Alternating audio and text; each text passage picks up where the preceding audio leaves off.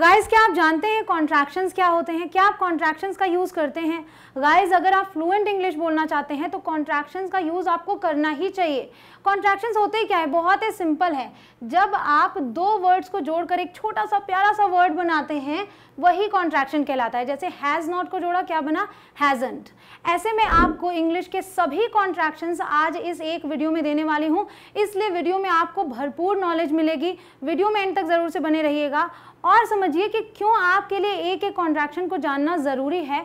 क्योंकि कॉन्ट्रैक्ट जब कर देते हैं तो प्रोनाउंसिएशन क्या होनी चाहिए, कैसे इनको बोलें, ये बहुत इंपॉर्टेंट है। हैज़ नॉट को जोड़ा तो हैज़न्ट बन गया, लेकिन मस्ट नॉट को जोड़ेंगे तो क्या मस्टंट बनेगा? जी नहीं, यहाँ पर टी साइलेंट होगा और हम बोलेंगे मसंट।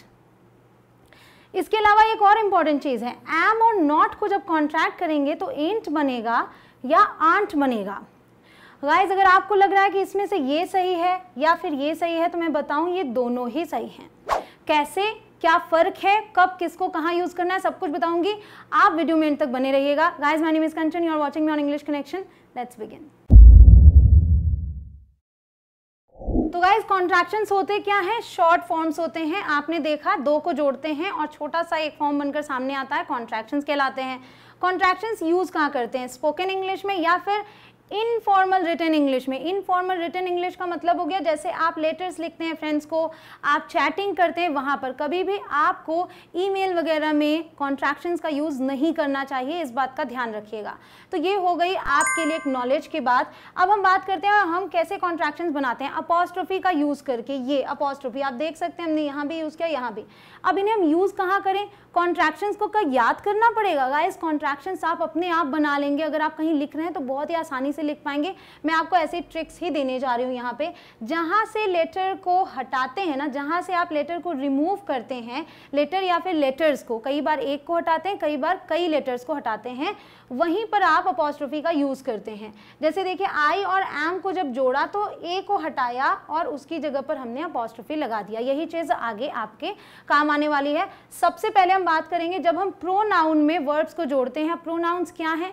ग्रामेटिकल टर्म में अगर थोड़ा सा जाएं तो प्रोनाउन कहलाएंगे, वरना I, we, you, they, he, she, it, ये सभी प्रोनाउंस हैं और सबसे ज़्यादा कॉन्ट्रैक्शंस हम यही यूज़ करते हैं जब उनके साथ हम वर्ब्स को जोड़ते हैं। जैसे कि हमने बताया आपको कि आइम क्या है? आई और एम को जोड़कर बना है। तो जब आप एम को जोड़ते हैं, ए को हटा देते हैं और इस तरीके से आपका आइम बनकर सामने आता है। आइम या फिर आई एम, दो प्रोनाउंसिएशंस होती हैं इसके।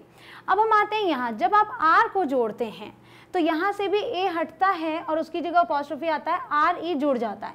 वी है तो वियर, यू है तो योर। प्रोनाउंसिएशन पर ध्यान रखिएगा, ये योर है, ठीक है, योर। ये क्या है? वियर। तो जब आप वी बोलते हैं वियर हो गया, ठीक है। तो ये आपको याद रखना है। अब यहाँ आते हैं, दे और आर को जोड़ेंगे तो बनेगा देयर। जैसे THERE की प्रोनाउंसिएशन होती है ना, वो देयर। उसी तरीके से देखिए यहाँ पर प्रोनाउंसिएशन वही है जो YOUR की है।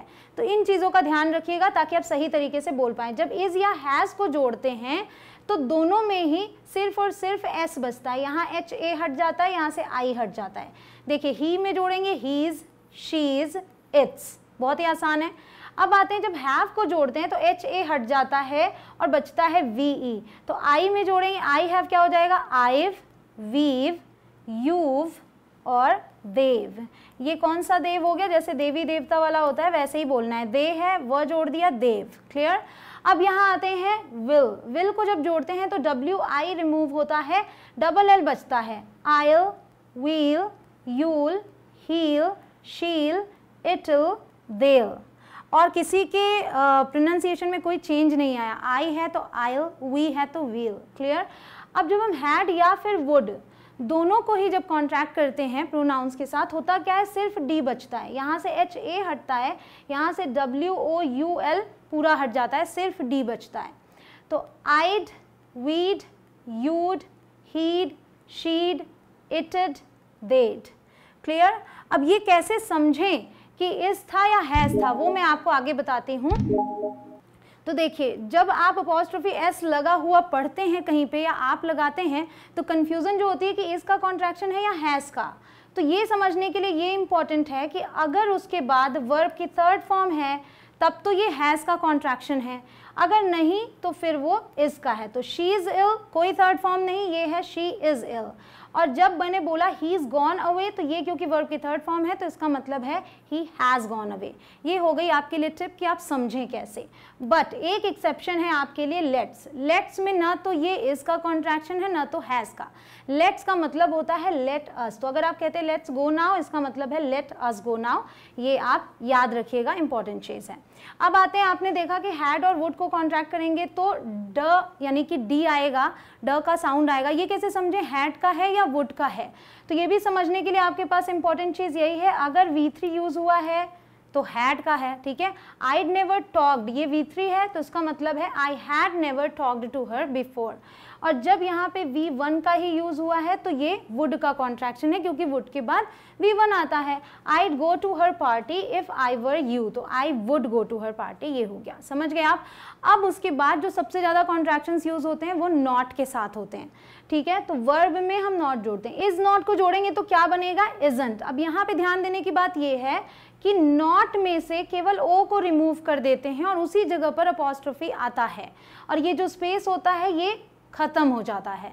तो इज नॉट को जोड़ने में हमने यहाँ से ओ हटाया और ये इजंट बन गया।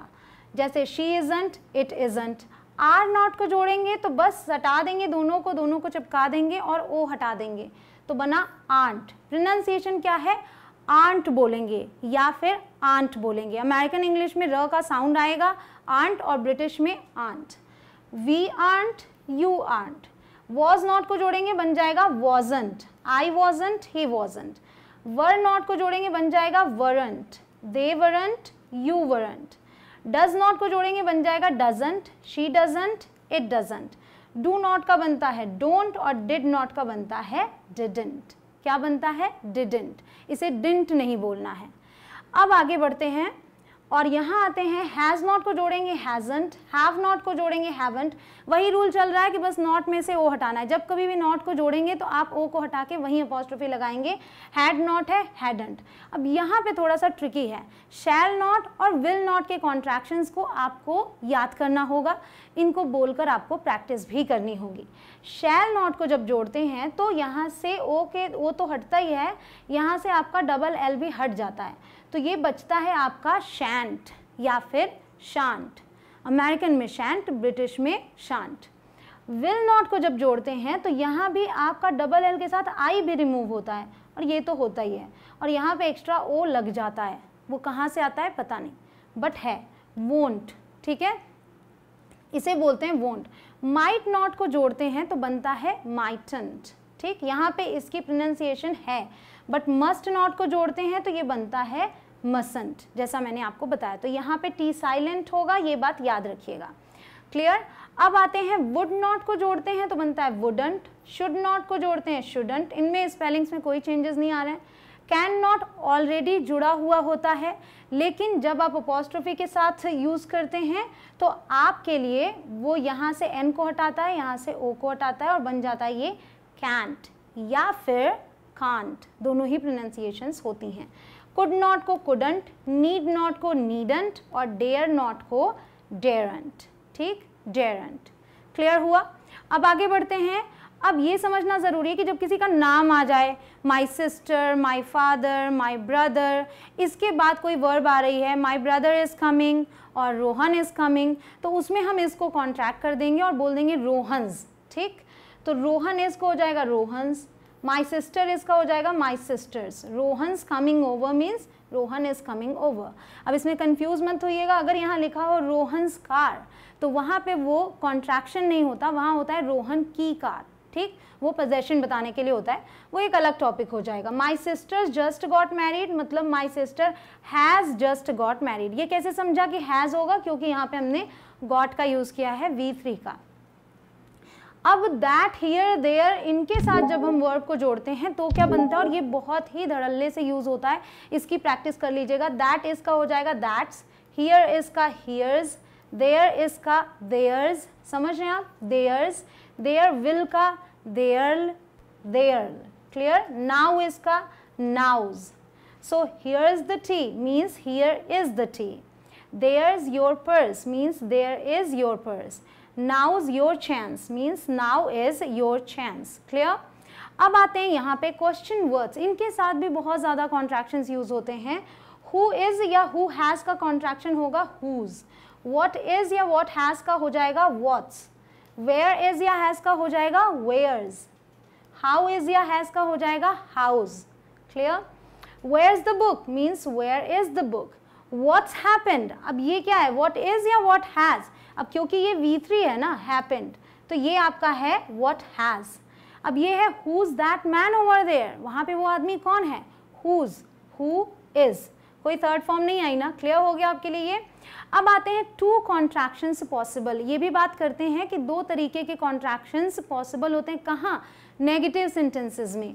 अगर ही इज़ नॉट है तो दो तरीके से कॉन्ट्रैक्ट कर सकते हैं, ही इज़ नॉट मतलब ही और इज़ को कॉन्ट्रैक्ट कर दें, या फिर ही इज़ंट मतलब इज़ और नॉट को कॉन्ट्रैक्ट कर दें, ये आपके ऊपर है। कभी ये नहीं बोल सकते ही इज़ इज़ंट कमिंग, ऐसे नहीं बोलेंगे, या तो ही इज़ नॉट कमिंग या तो ही इज़ंट कमिंग, ठीक, एक बार एक ही को यूज़ करेंगे। यू आर नॉट को बोल सकते हैं योर नॉट या फिर यू आर्ट। सो देखिए, ही इज़ नॉट कमिंग या he isn't coming, you're not lying या you aren't lying। क्लियर? अब ये देखिए नॉट पॉसिबल कॉन्ट्रैक्शंस, जहाँ पर कॉन्ट्रैक्शंस पॉसिबल नहीं है। आपने देखा कि मैंने विल को तो कॉन्ट्रैक्ट किया, शैल को कॉन्ट्रैक्ट नहीं किया, ठीक। उसी तरीके से मैं बताऊं कि इस को कॉन्ट्रैक्ट कर सकते हैं आप, लेकिन वॉज को कॉन्ट्रैक्ट नहीं करते। तो अगर शी वॉज नॉट है तो आप शी इज़ नॉट नहीं बोलेंगे, आप शी वॉजंट बोल सकते हैं। ऐसा इसलिए है कि अगर आप शी इज़ को कॉन्ट्रैक्ट करें या शी वॉज को कॉन्ट्रैक्ट करें तो कॉन्ट्रैक्शन सेम होगा, बाद में वर्ब भी एक ही जैसी आएगी, तो कन्फ्यूज़न रहेगी कि आप पास्ट की बात कर रहे हैं या प्रेजेंट की।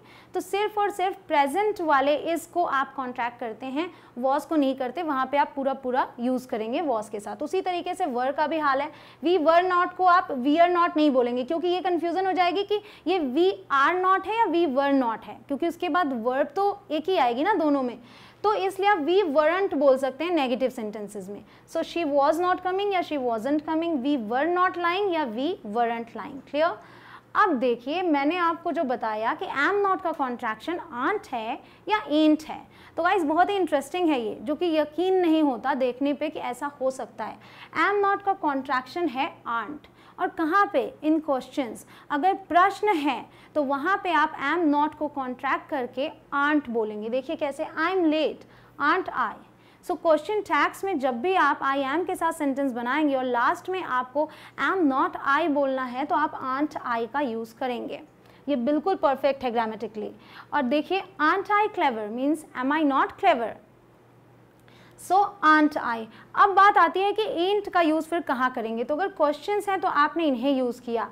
एंट सबसे पहले बता दूँ यूज़ तो होता है, लेकिन ये नॉन स्टैंडर्ड इंग्लिश है, वेरी इनफॉर्मल। मैं आपको सजेस्ट करूँगी कि आप यूज़ ना करें तो ही बेहतर है। आप समझ लीजिए कि यूज़ कहाँ होता है, ताकि कोई और बोले तो आप समझ सकें, लेकिन आप इसे यूज़ ना ही करें। इसे ग्रामेटिकली इनकरेक्ट माना जाता है, इसीलिए इसे बहुत सारे लोग यूज़ नहीं करते। माना जाता है कि जो इन्हें यूज़ करते हैं वो ज़्यादा एजुकेटेड नहीं होते हैं, तभी इसे यूज़ करते हैं। तो अगर इनफॉर्मल इंग्लिश है तो ही चलेगा, वेरी इनफॉर्मल। सो एंट जो है कॉन्ट्रैक्शन कितने वर्ड्स का है ये देखिए। एम नॉट का तो है ही, is not, are not, have not, has not, इनका भी कॉन्ट्रैक्शन एंट है, इसीलिए कन्फ्यूजन से बचने के लिए इसका यूज़ ना करें आप। I ain't going to tell her means I am not going to tell her. It ain't raining means it is not raining. Don't scold me, you ain't my father means you are not my father. I ain't got no more cigarettes means I have not got no more cigarettes.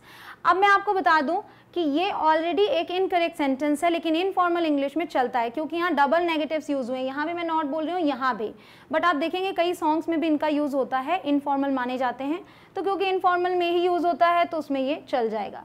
Rohan ain't been here for days, Rohan has not been here for days। तो देखा आपने कि एंट कितने words का contraction है। तो इस तरीके से आपने ये तो समझ लिया कि कब एंट बोलते हैं, कब आंट बोलते हैं। बेटर है आपके लिए कि जब आप क्वेश्चंस में यूज़ करें तो आंट यूज़ करें, और उसके अलावा आप एम नॉट यूज़ करें बिना कॉन्ट्रैक्ट किए।